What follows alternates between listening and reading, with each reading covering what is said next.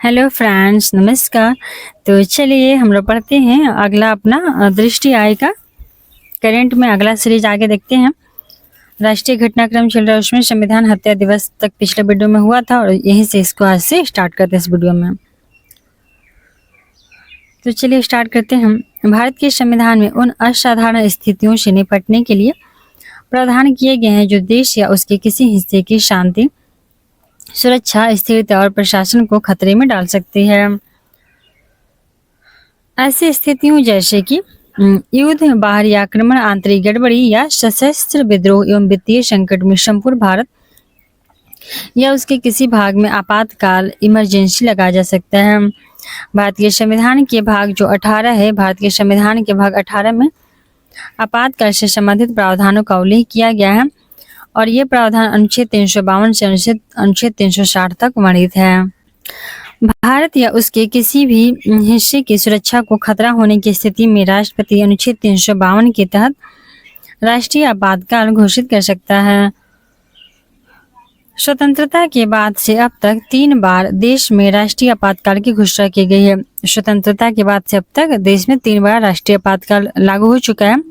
सबसे पहले भारत चीन युद्ध के दौरान 26 अक्टूबर 1962 से और 10 जनवरी 1968 तक देश में आपातकाल घोषित किया गया था। तो जब भारत चीन युद्ध चल रहा था तो उस समय 26 अक्टूबर 1962 से लेकर के 1968 तक देश में आपातकाल घोषित किया गया था। उसके बाद दूसरी बार जब भारत पाकिस्तान युद्ध चला था तो उस समय भी आपातकाल घोषणा हुआ था 3 दिसंबर 1971 को। तो 3 दिसंबर 1971 को देश में आपातकाल की घोषणा की गई थी और इस उद्घोषणा के लागू रहने के दौरान ही देश में आपातकाल की एक नई उद्घोषणा की गई थी जो 25 जून 1975 को दी गई थी।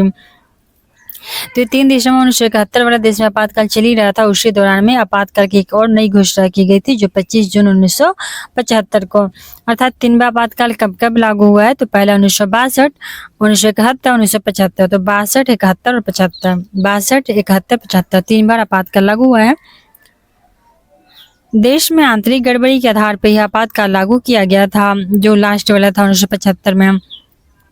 उपयुक्त दोनों आपातकाल मार्च 1977 में जाकर के समाप्त घोषित कर दिया गया था।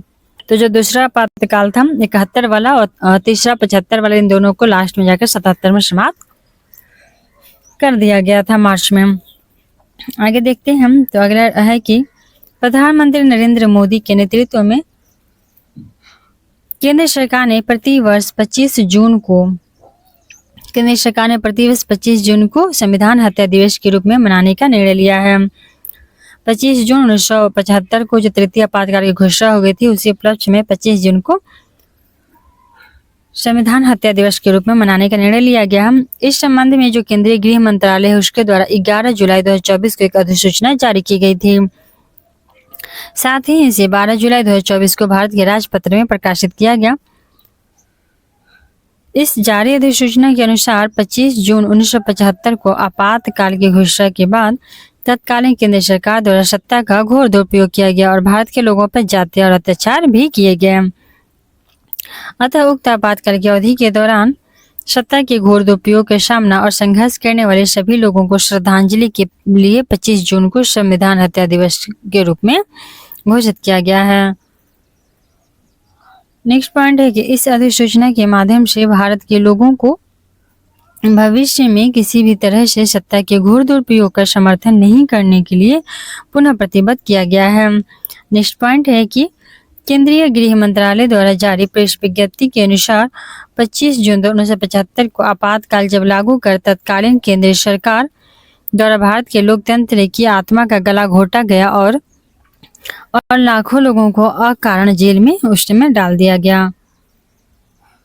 इस अवधि में जो तत्कालीन तानाशाही सरकार है इन्होंने लोगों को असंख्य यातनाएं दी और मीडिया की आवाज को भी दबा दिया गया। उल्लेखनीय है कि इससे पूर्व 26 जून 2024 को 18वीं लोकसभा के अध्यक्ष के रूप में पुनः जाने के बाद ओम बिरला ने 25 जून 1975 की आपातकाल की उद्घोषणा पर एक निंदा प्रस्ताव पेश किया था। ओम बिरला ने 25 जून 1975 की आपातकाल की उद्घोषणा पर एक निंदा प्रस्ताव भी पेश किया था और इस दौरान सदन में आपातकाल में आहत हुए देश के नागरिकों का स्मरण करते हुए 2 मिनट का मौन भी रखा गया था।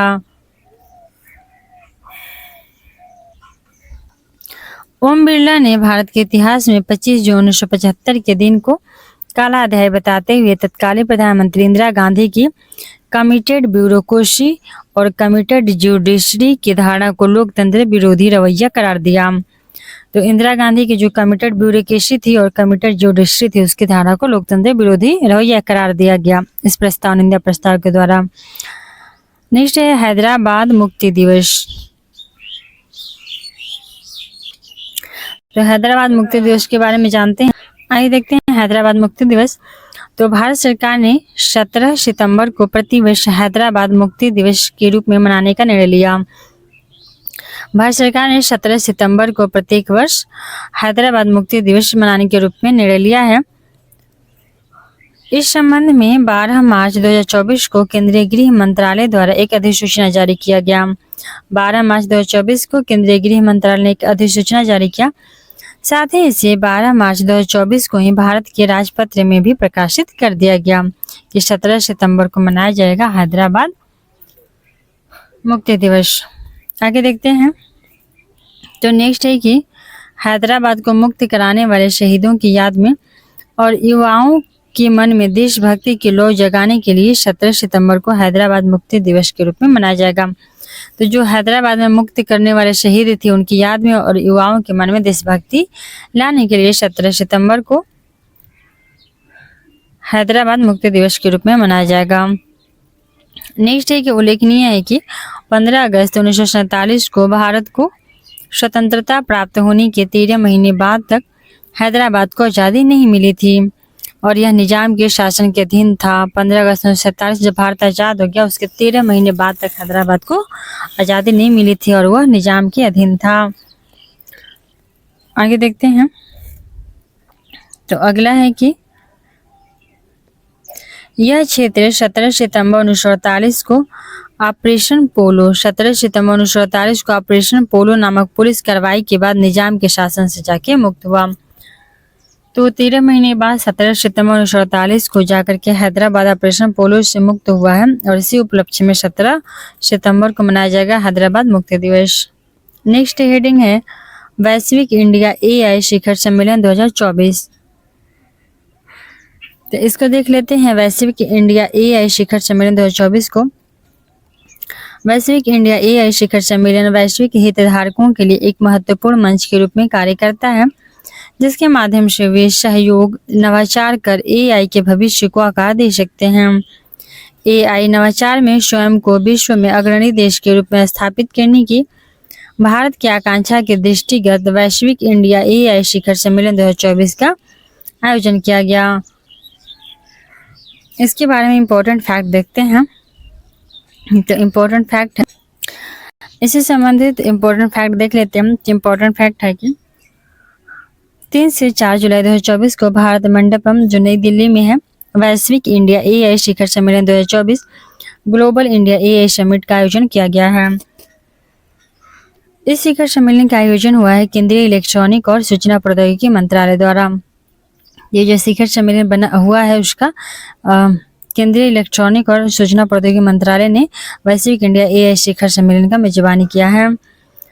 केंद्रीय इलेक्ट्रॉनिक एवं सूचना प्रौद्योगिकी मंत्री अश्विनी वैष्णव ने केंद्रीय इलेक्ट्रॉनिक और सूचना प्रौद्योगिकी मंत्री कौन है? अश्विनी वैष्णव। इन्होंने वैश्विक इंडिया एआई शिखर सम्मेलन 2024 का उद्घाटन किया और इस शिखर सम्मेलन में कंप्यूटर क्षमता, आधारभूत model, data sheet, application development, future skills, startup, वित्त पोषण और सुरक्षित एआई जैसे क्षेत्रों में एआई के विकास को आगे बढ़ाने पर ध्यान केंद्रित किया, जो इंडिया एआई के मिशन के 7 स्तंभों 7 पिलर्स के अनुरूप है। जो इंडिया एआई मिशन के 7 पिलर्स के अनुरूप है। इस शिखर सम्मेलन के दौरान OECD organization for economic cooperation and development इस शिखर सम्मेलन के दौरान OECD organization for economic cooperation and development और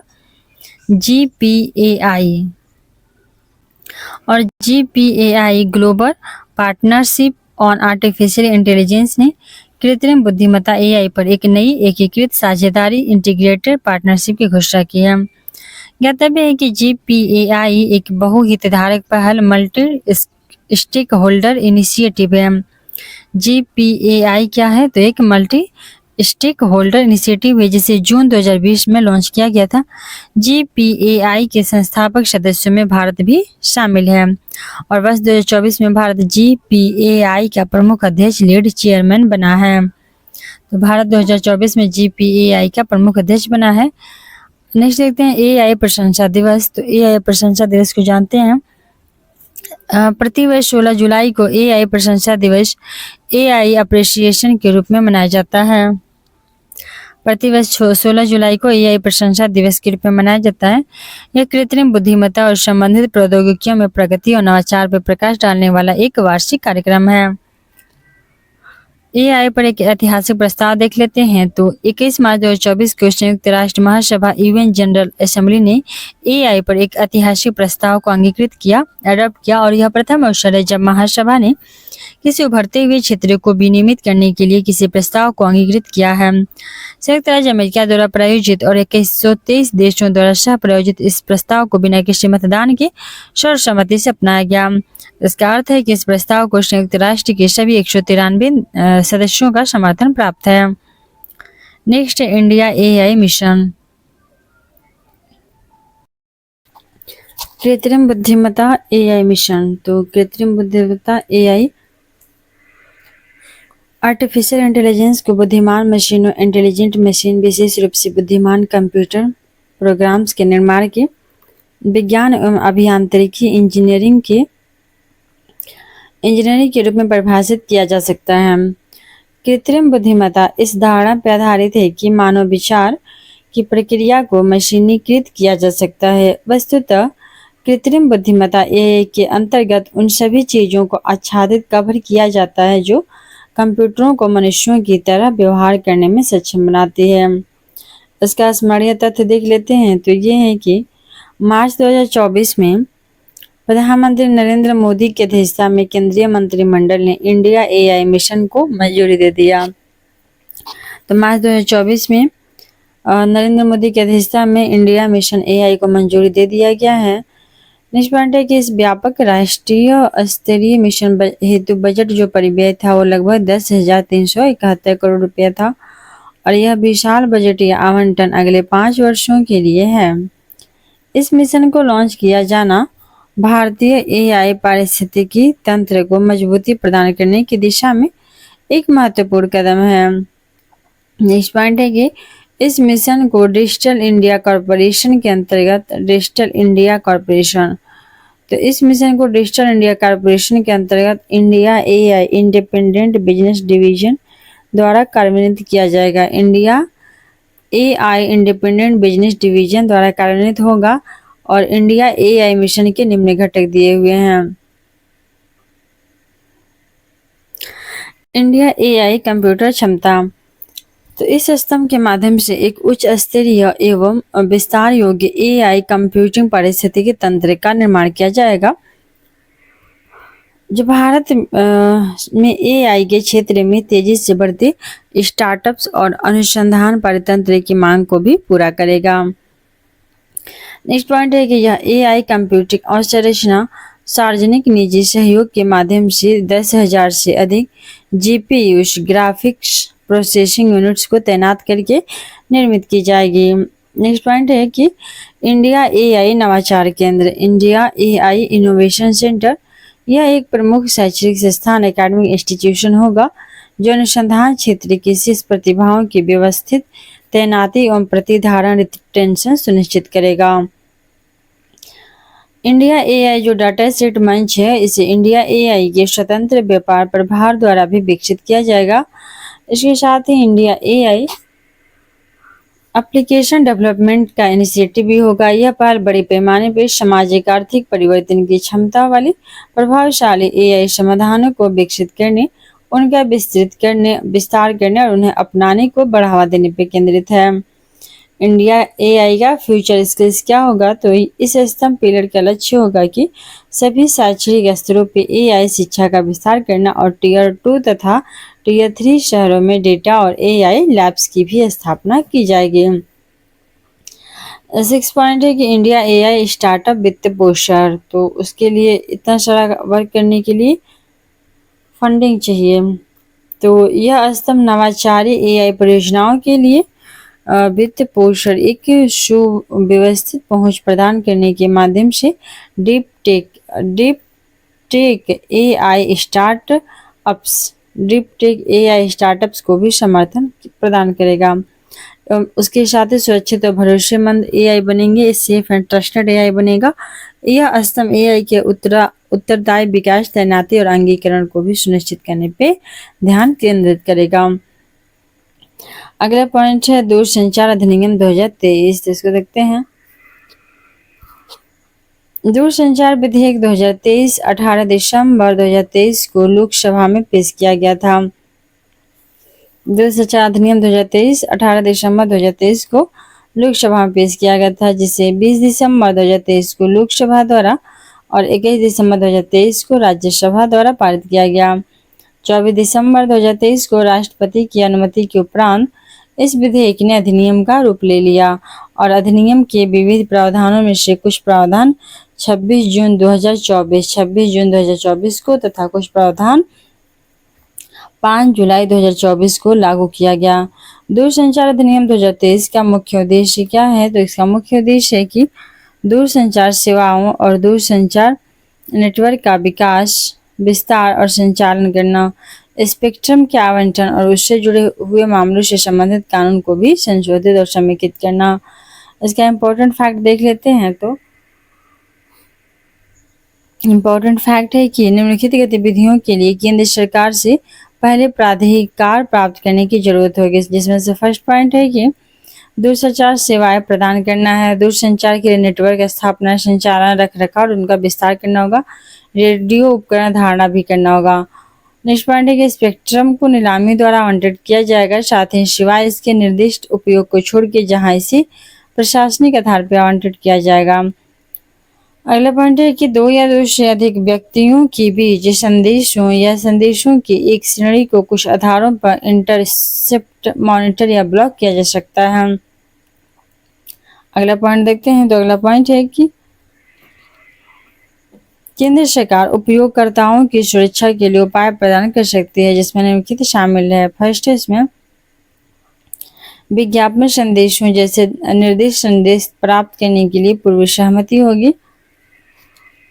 उसके अलावा सेकेंड पॉइंट है डू नॉट डिस्टर्ब रजिस्टर का निर्माण होगा और मालवेयर या निर्दिष्ट संदेशों को भी रिपोर्ट करने के लिए उपयोगकर्ता को एक व्यवस्था दिया जाएगा। भारतीय तार अधिनियम 1885 भारतीय तार अधिनियम 1885 के तहत वंचित क्षेत्रों में दूरसंचार सेवा प्रदान करने के लिए यूनिवर्सल सर्विस ऑब्लिगेशन फंड की स्थापना की जाएगी और दूरसंचार अधिनियम 2023 द्वारा इस प्रावधान को बरकरार रखा गया है और इस फंड का नाम बदल के क्या हो गया है? तो डिजिटल भारत नीति फंड हो गया है, डिजिटल भारत नीति फंड। नेक्स्ट पॉइंट है कि 30 अगस्त 2024 को दूरसंचार विभाग ने भारत के राजपत्र में दूरसंचार डिजिटल भारत निधि का प्रशासन नियम 2024 को अधिसूचित किया। अगला पॉइंट है कि इसका उद्देश्य है कि दूरसंचार अधिनियम 2023 की धारा 24(1) के तहत स्थापित डिजिटल भारत निधि के प्रबंधन एवं कार्यान्वयन को बेहतर बनाया जा सके। आगे देखते हैं। तो अगला है कि यह अधिनियम विभिन्न आपराधिक और सिविल अपराधों को निर्दिष्ट करता है। प्राधिकार प्राप्त किए बिना दूरसंचार सेवाएं प्रदान करना या दूरसंचार नेटवर्क या डेटा तक अनाधिकृत पहुंच प्राप्त करना 3 वर्ष की इसके लिए क्या होगी? सजा होगी और 2 करोड़ रुपए तक का जुर्माना का प्रावधान है। नेक्स्ट पॉइंट है कि प्राधिकार प्राप्त करने के नियम और शर्तों का उल्लंघन करने पर 5 करोड़ रुपए का जुर्माना देना होगा और अनाधिकृत उपकरण रखने या अनाधिकृत नेटवर्क या सेवा का उपयोग करने पर 10 लाख रुपए तक का जुर्माना देना होगा। दूरसंचार अधिनियम 2023 के अंतर्गत सख्त नियम किसी व्यक्ति के पास अधिकतम कितने सिम कार्ड हो सकते हैं इसे भी नियंत्रित करते हैं। पूरे भारत में प्रति व्यक्ति 9 सिम कार्ड की सीमा निर्धारित की गई है। हालांकि जम्मू कश्मीर, असम और पूर्वोत्तर लाइसेंस प्राप्त सेवा क्षेत्रों जैसे कुछ क्षेत्रों में यह सीमा घटाकर मात्र 6 कर दी गई है। लाइसेंस सर्विस एरिया, लोक परीक्षा अनुचित निष्ठ है हम लोग का हेडिंग है टॉपिक। कि लोक परीक्षा अनुचित साधन निवारण अधिनियम 2024, जो भी अधिनियम 2024 को देखते हैं, सार्वजनिक परीक्षाओं में जो बढ़ते कदाचार हो गए हैं, माल प्रैक्टिसेस के कारण उनके आयोजन में देरी तो होती ही है, साथ ही परीक्षाएं रद्द भी घोषित कर दी जाती हैं, जिससे क्या होता है, लाखों युवाओं का भविष्य भी प्रतिकूल रूप से प्रभावित होता है। सार्वजनिक परीक्षाओं पब्लिक एग्जामिनेशन के संचालन में शामिल विभिन्न संस्थाओं द्वारा अपनाए गए अनुचित तरीकों का या उनके द्वारा किए गए अपराधों से निपटने के लिए अभी तक कोई विशिष्ट कानून देश में अस्तित्व नहीं था। इस परिप्रेक्ष्य में यह आवश्यक हो गया था कि परीक्षा प्रणाली की सुभेद्यता वल्नरेबिलिटी का लाभ उठाने वाले तत्वों की पहचान कर एक व्यापक केंद्रीय कानून द्वारा उनसे प्रभावी ढंग से निपटा जाएगा। तभी कि 18 जून 2024 को भारत के 317 शहरों में राष्ट्रीय परीक्षा एजेंसी एनटीए द्वारा आयोजित यूजीसी नेट 2024 परीक्षा के साथ साथ 5 मई 2024 को आयोजित यूजी नीट का भी में भी कथित अनियमितताएं उजागर हुई थी। 19 जून 2024 को केंद्रीय शिक्षा मंत्रालय ने एक विज्ञप्ति को जारी कर दिया और परीक्षा प्रक्रिया के उच्चतम स्तर की पारदर्शिता सुनिश्चित करने के लिए यूजीसी नेट जून 2024 परीक्षा को रद्द भी कर दिया गया था। इसका इम्पोर्टेंट फैक्ट ये है कि 21 जून 2024 को केंद्र सरकार ने लोक परीक्षा अनुचित साधन निवारण अधिनियम 2024 के प्रावधानों को लागू करने हेतु राजपत्र के माध्यम से अधिसूचना जारी की थी। ध्यातव्य है कि लोक परीक्षा अनुचित साधन निवारण विधेयक 2024 5 फरवरी 2024 को लोकसभा में पेश किया गया था और 6 फरवरी 2024 को लोकसभा से तथा 9 फरवरी 2024 को राज्यसभा से पारित होने के बाद इसे 12 फरवरी 2024 को राष्ट्रपति की मंजूरी प्राप्त हो गई। नेक्स्ट है कि लोक परीक्षा अनुचित साधन निवारण अधिनियम 2024 का उद्देश्य लोक परीक्षाओं में अनुचित साधनों के उपयोग को रोकना है। साथ ही सार्वजनिक परीक्षा के तहत इस अधिनियम की अनुसूची में निर्दिष्ट और निम्नलिखित प्राधिकारों द्वारा संचालित परीक्षाएं भी शामिल की गई हैं। आगे देखते हैं तो नेक्स्ट है कि संघ लोक सेवा आयोग, कर्मचारी चयन आयोग, रेलवे, राष्ट्रीय परीक्षा अभिकरण, बैंकिंग कर्मी के चयन संस्थान, केंद्रीय सरकार के मंत्रालय, विभाग और भर्ती के लिए उनके संबंध तथा अधीनस्थ कार्यालय सभी आएंगे। यह अधिनियम सार्वजनिक परीक्षाओं के संबंध में कई अपराधों को परिभाषित करता है। यह किसी भी अनुचित साधन के इस्तेमाल की साजिश रचने या मिलीभगत करने पर रोक लगाता है। निर्दिष्ट अपराधों के लिए 3 से 5 साल तक की कैद तथा 10 लाख रुपए तक के जुर्माने का प्रावधान भी इस अधिनियम में किया गया है। 3 से 5 साल तक का कैद और 10 लाख रुपए तक का जुर्माना। आगे देखते हैं तो अगला है नेक्स्ट है कि इस अधिनियम के अधीन सभी अपराध क्या होंगे, संज्ञेय होंगे, कॉग्निजिबल होगा और गैर जमानती होंगे, अशमनीय होगा, नॉन कंपाउंडेबल होंगे और यह अधिनियम संगठित अपराधों के लिए बड़ी सजा को भी निर्दिष्ट करता है। नेक्स्ट पॉइंट है कि संगठित अपराध करने वाले व्यक्तियों या व्यक्ति समूह को 5 वर्ष से लेकर के 10 वर्ष तक की सजा भी होगी और कम से कम 1 करोड़ रुपए तक का जुर्माना लगाया जाएगा। अगला पॉइंट है कि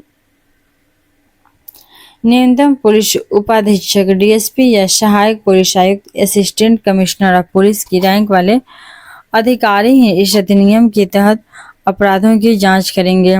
नेक्स्ट पॉइंट है कि 24 जुलाई 2024 को बिहार विधानसभा द्वारा भी बिहार लोक परीक्षा अनुचित साधन निवारण विधेयक 2024 को पारित कर दिया गया है। आगे देख लेते हैं तो अगला हेडलाइन है कि नालंदा विश्वविद्यालय परिसर का उद्घाटन। नालंदा विश्वविद्यालय परिसर का उद्घाटन देखते हैं तो इसमें है कि 5वीं शताब्दी ईस्वी में गुप्त वंश के कुमार गुप्त प्रथम ने नालंदा बिहार में नालंदा महाविहार की स्थापना की थी। 5वीं शताब्दी बीसी में ईस्वी में गुप्त वंश के कुमार गुप्त प्रथम ने नालंदा में नालंदा महाविहार की स्थापना की थी। उल्लेखनीय है कि मूलतः यह एक बौद्ध विहार था और इसका विकास एक महान विश्वविद्यालय के रूप में हो गया। गुप्त शासकों के बाद कन्नौज के राजा हर्षवर्धन 7वीं शताब्दी तथा पाल शासक 8वीं से 12वीं शताब्दी आदि ने इसका संरक्षण किया। तो गुप्त शासकों के बाद जो कन्नौज के राजा थे हर्षवर्धन, वो 7वीं शताब्दी में, और पाल शासक 8वीं से 12वीं शताब्दी ने इसका संरक्षण किया। बाद में तुर्कों के आक्रमण सहित अन्य विभिन्न कारणों से 12वीं सदी में इस विश्वविद्यालय का पतन हो गया और इसकी स्मृति ही शेष रही।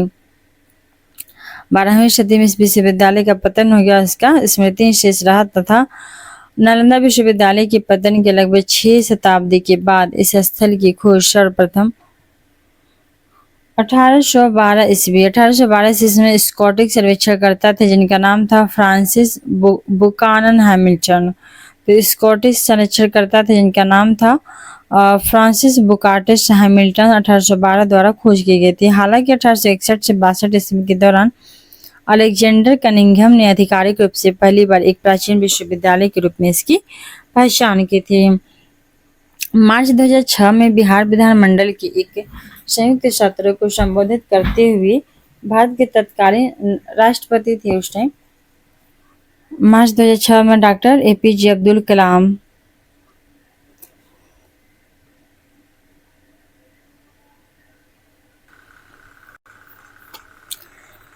नालंदा विश्वविद्यालय के पुनरुद्धार रिवाइवल को प्रस्तावित किए थे डॉक्टर APJ अब्दुल कलाम ने, और नालंदा विश्वविद्यालय की पुनर्स्थापना की मांग के संबंध में वर्ष 2006 में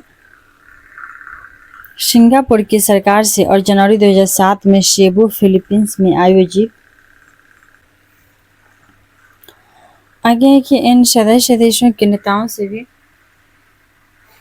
सुझाव प्राप्त हुए थे और अक्टूबर 2009 में थाईलैंड में आयोजित चौथे पूर्वी एशिया शिखर सम्मेलन में नालंदा विश्वविद्यालय की पुनर्स्थापना का समर्थन किया गया।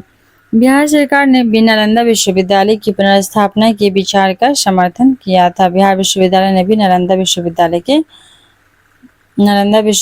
के पुनर्स्थापना के विचार का समर्थन किया था। इम्पोर्टेंट फैक्ट देख लेते हैं। तो इम्पोर्टेंट फैक्ट है कि 19 जून 2024 को बिहार के नालंदा जिले स्थित राजगीर में नरेंद्र मोदी ने नालंदा विश्वविद्यालय परिसर का उद्घाटन किया। ज्ञातव्य है कि नालंदा विश्वविद्यालय अधिनियम 2010 को लागू होने के बाद आधुनिक नालंदा विश्वविद्यालय 25 नवंबर 2010 को अस्तित्व में आ गया था। नेक्स्ट पॉइंट है कि इस विश्वविद्यालय ने नई दिल्ली स्थित अपने कार्यालय से कार्य करना प्रारंभ किया था। इस विश्वविद्यालय ने नई दिल्ली में स्थित अपने कार्यालय से कार्य करना प्रारंभ किया था तथा बिहार सरकार ने नए नालंदा विश्वविद्यालय के अस्थायी परिसर के लिए राजगीर में 455 एकड़ भूमि भी प्रदान की थी। आधुनिक नालंदा विश्वविद्यालय का अस्थायी परिसर प्राचीन नालंदा विश्वविद्यालय के अवशेषों के निकट राजगीर में निर्मित किया गया है। उल्लेखनीय है कि इस विश्वविद्यालय की परिकल्पना भारत और पूर्वी एशिया शिखर सम्मेलन के सदस्यों के बीच एक संयुक्त ज्वाइंट सहयोग कोलैबोरेशन के रूप में की गई। नालंदा विश्वविद्यालय परिसर के उद्घाटन समारोह में 17 देशों के मिशन प्रमुखों सहित कई प्रतिष्ठित अतिथि भी शामिल हुए थे। नेक्स्ट पॉइंट है कि नया नालंदा जो विश्वविद्यालय बना है वह एक गैर राज्य नॉन स्टेट और गैर लाभकारी नॉन प्रॉफिट स्वशासी अंतर्राष्ट्रीय संस्थान है। साथ ही नालंदा विश्वविद्यालय अधिनियम 2010 के माध्यम से नालंदा विश्वविद्यालय को राष्ट्रीय महत्व का एक संस्थान इंस्टीट्यूशन ऑफ नेशनल इम्पोर्टेंस घोषित किया गया है। भारत का राष्ट्रपति इस विश्वविद्यालय का कुलाध्यक्ष होगा। भारत का राष्ट्रपति इस विश्वविद्यालय के विजिटर होंगे, कुलाध्यक्ष होंगे। वर्तमान में इस विश्वविद्यालय के कुलाध्यक्ष हैं राष्ट्रपति द्रौपदी मुर्मू। प्रोफेसर अरविंद पनगढ़िया इस विश्वविद्यालय के कुलाधिपति हैं। अरविंद पनगढ़िया इस विश्वविद्यालय के कुलाधिपति हैं। और वहीं प्रोफेसर अभय कुमार सिंह क्या हैं, तो नालंदा विश्वविद्यालय के अंतरिम कुलपति थे। अब अभय कुमार सिंह हैं इसके नालंदा विश्वविद्यालय के अंतरिम कुलपति। अगला हम लोग हेडिंग देख लेते हैं। तो अगला टॉपिक है कि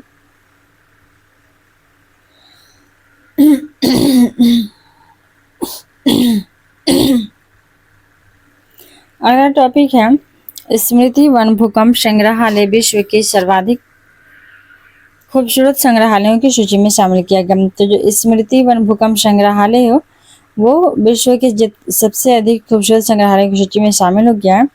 भुज स्थित स्मृति वन भूकंप संग्रहालय इस क्षेत्र में आए विनाशकारी भूकंप में अपनी जान गंवाने वाले लोगों को श्रद्धांजलि अर्पित करता है।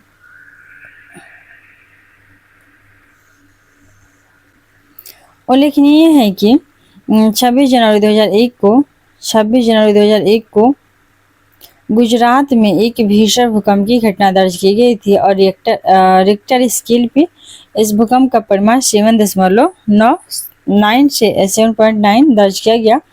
इस भूकंप का अधिक केंद्र जो था एपिसेंटर था वो भुज में था, गुजरात के भुज में था और इस भूकंप के कारण केवल कच्छ जिले में ही लगभग 12,932 लोगों की मृत्यु हो गई थी और लगभग 15.23 लाख लोग इससे क्या हुए थे, व्यक्ति प्रभावित हुए थे। स्मरणीय तथ्य इसका है कि 13 जून 2024 को प्रिक्स वर्सेस के तहत वर्ष 2024 के लिए विश्व के सर्वाधिक खूबसूरत संग्रहालयों की सूची जारी की गई है। उल्लेखनीय है कि प्रिक्स वर्सेस के इतिहास में यह प्रथम अवसर है जब विश्व के सर्वाधिक खूबसूरत संग्रहालयों की सूची जारी की गई है और इस सूची में 7 नव संचालित जो न्यूली ओपन या नवीकरणीय की प्रक्रिया के बाद पुनः संचालन प्रारंभ करने वाले संग्रहालयों को भी शामिल किया गया है। प्रिक्स वर्सेस द्वारा जो सूची जारी हुआ तो प्रिक्स वर्सेस 2024 विश्व के सर्वाधिक खूबसूरत संग्रहालय दिए गए हैं। कौन सा शहर में है तो चाइना का है चेगंदू शहर में A4 आर्ट म्यूजियम, तो इसको भी मिल गया है विश्व चयन वर्ल्ड सिलेक्शन में इसका भी चयन किया गया है A4 आर्ट म्यूजियम को जो चाइना के चेगंदू शहर में है। ग्रैंड इजिप्शियन म्यूजियम, तो इजिप्शियन म्यूजियम कहाँ है तो ये गीजा में है, मिस्र में। कौन सा देश, मिस्र के गीजा में स्थित है इजिप्शियन म्यूजियम। स्मृति वन कहाँ स्थित है तो स्मृति वन भारत में स्थित है, भारत के भुज में है। नेक्स्ट है कि शिमोश आर्ट म्यूजियम, तो शिमोश आर्ट म्यूजियम ओटाके में, ओटाके है जापान में। शिमोश आर्ट म्यूजियम ओटाके जापान। पैलेस हिटलू कहाँ, ये नीदरलैंड में है। एपेलडॉर्न नीदरलैंड, तो पैलेस हिटलू है एपेलडॉर्न नीदरलैंड्स में स्थित है। नेक्स्ट है ओमान एक्रॉस एजिस, तो ओमान एक्रॉस एजिस म्यूजियम कहाँ है, ये मनाह में है, मनाह ओमान के मनाह में स्थित है Oman across ages museum. Next point है कि पोलिश हिस्ट्री म्यूजियम, तो पोलिश हिस्ट्री म्यूजियम कहाँ है, पोलैंड के वार्सा में है। आगे देख लेते हैं गुजरात के भुज स्थित स्मृति वन भूकंप संग्रहालय, इसको यूनेस्को द्वारा प्रतिष्ठित प्रिक्स वर्सेस अवार्ड के लिए अल्प सूचीबद्ध शॉर्ट लिस्टेड किया गया है। यह भारत में स्थित पहला ऐसा संग्रहालय है जिसे इस अवार्ड के लिए चयनित किया गया है।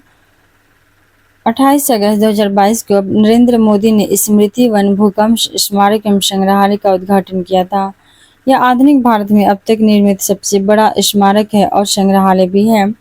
भुज के उपनगरीय क्षेत्र में भुजियो डूंगर नामक एक छोटी पहाड़ी पर स्थित यह परिसर करीब 470 एकड़ से अधिक के में बृहद क्षेत्र में विस्तृत है। यह संग्रहालय 300 वर्षों से अधिक पुराने भुजिया किले के साथ भी क्षेत्र एरिया साझा करता है। तो 300 से अधिक पुराना जो वहाँ पे एक भुजिया किला है उसके साथ भी ये क्षेत्र साझा करता है। इस स्मारक एवं संग्रहालय को प्रसिद्ध वास्तुकार राजीव कठपालिया ने डिजाइन किया। स्मृति वन भूकंप स्मारक में विश्व का सबसे बड़ा मियावाकी वन भी स्थित है जिसमें 4.5 लाख से भी अधिक पेड़ है। तो स्मृति वन भूकंप स्मारक में विश्व का सबसे बड़ा मियावाकी वन स्थित है और जिसे 4.5 लाख में इससे अधिक पेड़ है। प्रिक्स वर्सेस के बारे में देख लेते हैं। तो प्रिक्स वर्सेस को विश्व वास्तुकला और डिजाइन अवार्ड के रूप में जाना जाता है। वर्ष 2015 से प्रतिवर्ष यूनेस्को द्वारा घोषित प्रिक्स वर्सेस वस्तुतः वास्तुशिल्प प्रतियोगिताओं की एक श्रृंखला है जो विश्व भर में बेहतरीन समकालीन परियोजनाओं पर प्रकाश डालती है। तो 2015 से प्रतिवर्ष यूनेस्को द्वारा घोषित प्रिक्स वर्सेस जो है वो वास्तुशिल्प प्रतियोगिता की एक श्रृंखला है और विश्व भर में बेहतरीन समकालीन परियोजनाओं पर प्रकाश डालती है। नेक्स्ट है मोदी सरकार 3.0 है, तो इसको हम नेक्स्ट वीडियो में देखेंगे और वीडियो को यहीं पे समाप्त करते हैं। Thanks for watching.